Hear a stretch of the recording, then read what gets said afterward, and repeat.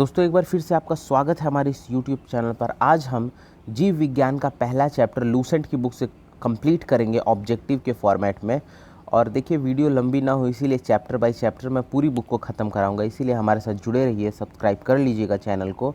देखिए हमने केमिस्ट्री के दो वीडियोस डाले हैं जिसमें से लगभग 4 चैप्टर को मैंने कंप्लीट करा दिया है, तो उसको भी अगर आपने नहीं देखा होगा तो देख लीजिएगा, लिंक मैं डिस्क्रिप्शन में दे दूंगा। आइए देखते हैं क्या है पहला क्वेश्चन। पहले क्वेश्चन से स्टार्ट करते हैं। जीव विज्ञान बायोलॉजी शब्द का प्रयोग सर्वप्रथम किसने किया था? तो इसका सही आंसर होगा लेमार्क और ट्रेविरेनस ने किया था।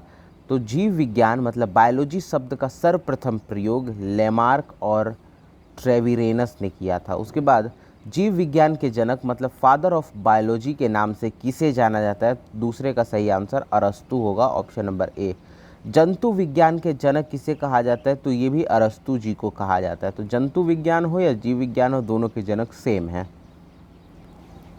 वनस्पति शास्त्र के जनक किसे कहा जाता है? तो देखिए वनस्पति शास्त्र के जनक, चौथे का सही आंसर होगा थियोफ्रेस्टस को कहा जाता है। वनस्पति शास्त्र के जनक थियोफ्रेस्टस को कहा जाता है। उसके बाद चिकित्सा शास्त्र के जनक की अगर बात करें तो इसका आंसर सी होगा, हिप्पोक्रेटस को कहा जाता है। उसके बाद बॉटनी शब्द की उत्पत्ति किस भाषा के शब्द से हुई है? तो देखिए बॉटनी शब्द की उत्पत्ति ग्रीक भाषा के शब्द से हुई है। हिस्टोरिका प्लेंटेरम पुस्तक के लेखक कौन है? हिस्टोरा प्लेंटेरम पुस्तक के लेखक कौन है? तो 7वें का जो होगा सही आंसर ऑप्शन बी होगा, थियोफ्रेस्टस ने ये बुक ली है। ये है हिस्टोरिया प्लेंटेरम। अगले प्रश्न पे बढ़ चलते हैं। हिस्टोरिया एनिमेलियम पुस्तक के लेखक कौन है? हिस्टोरिया एनिमेलियम पुस्तक के लेखक कौन है? तो 8वें का जो सही आंसर होगा ऑप्शन ए अरस्तु होगा। उसके बाद है चिकित्सा शास्त्र के विद्यार्थियों को किसकी शपथ दिलाई जाती है? तो चिकित्सा शास्त्र के जो विद्यार्थी होते हैं उनको हिप्पोक्रेटस की शपथ दिलाई जाती है, ऑप्शन नंबर डी होगा। उसके बाद अगला कोई प्रश्न जो है, वह विज्ञान किसका संबंध जीवधारियों से के अध्ययन से होता है? वह विज्ञान जिसका संबंध जीवधारियों के अध्ययन से होता है क्या कहलाती है? तो 10वां जो होगा उसका सही आंसर होगा ऑप्शन नंबर डी, जीव विज्ञान। देखिए जीवों के बारे में अगर जानकारी प्राप्त करेंगे तो जीव विज्ञान होगा। फाइकोलॉजी से किसका अध्ययन किया जाता है? देखिए 11वें का है फाइकोलॉजी से किसका अध्ययन किया जाता है? तो इसका आंसर होगा शैवालों का अध्ययन किया जाता है फाइकोलॉजी से। अगला प्रश्न 12वां देख लेते हैं। 12वां जो प्रश्न है, पर्यावरण का अध्ययन जीव विज्ञान की किस शाखा के अंतर्गत किया जाता है? तो 12वें का सही आंसर होगा ऑप्शन नंबर सी, पारिस्थितिकी के अंदर। फूलों के संवर्धन के ज्ञान को क्या कहते हैं? फूलों के संवर्धन के ज्ञान को क्या कहते हैं? इसका सही आंसर होगा फ्लोरिकल्चर कहते हैं। उसके बाद डेंड्रोलॉजी का संबंध है, डेंड्रोलॉजी का संबंध किससे है? तो झाड़ियों के अध्ययन को डेंड्रोलॉजी कहते हैं। पुष्पों का अध्ययन कहलाता है, पुष्पों का अध्ययन कहलाता है तो ए वाला होगा एंथोलॉजी, एंथोलॉजी पुष्पों का अध्ययन कहलाता है। बढ़ चलते हैं 16वें प्रश्न के ऊपर।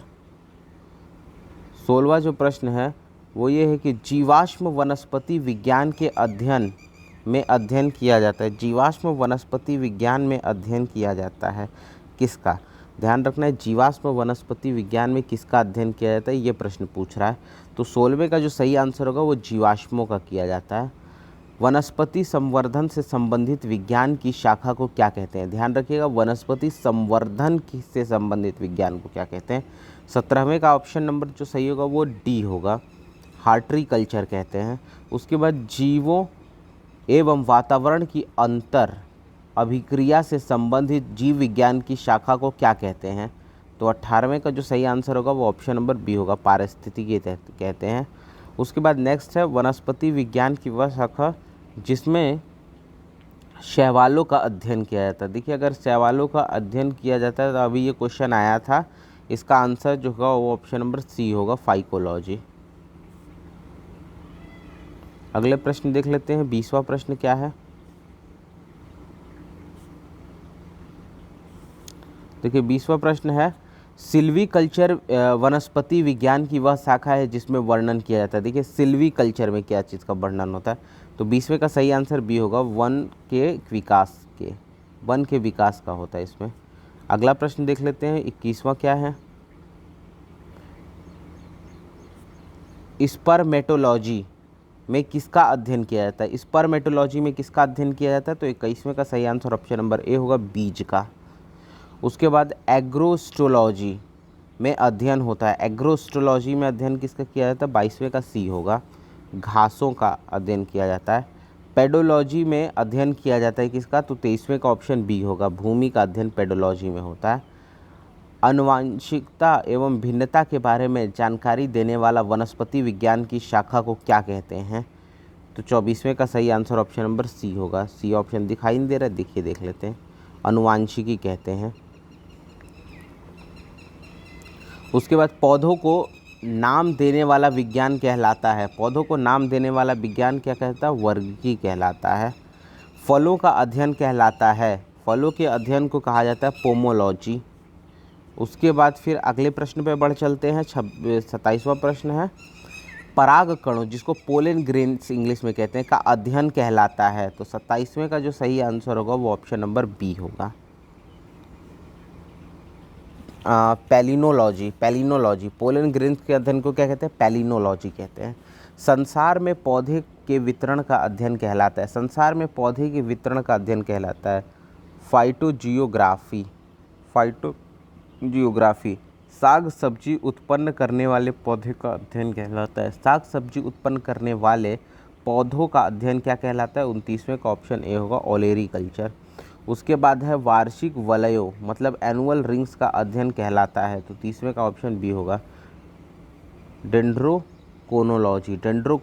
वार्षिकी वलय मतलब एनुअल रिंग्स का अध्ययन को क्या कहते हैं? डेंड्रोकोनोलॉजी।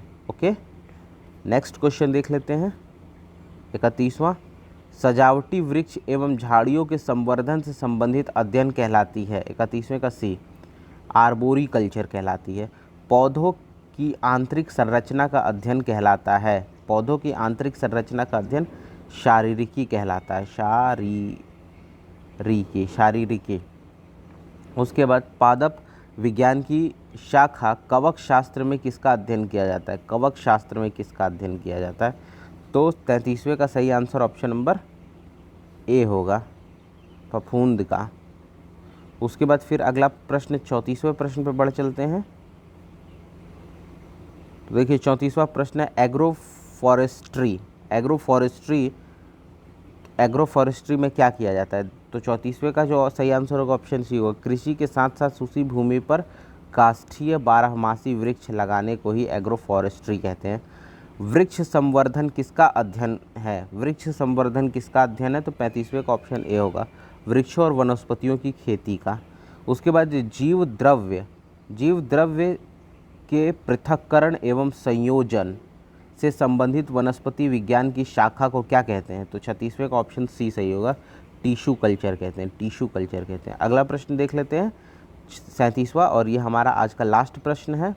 निम्नलिखित में से कौन सा एक सही सुमेलित नहीं है? तो 37वें का सही आंसर होगा ऑप्शन नंबर सी, सब्जियों की खेती हार्टिकल्चर से नहीं होती।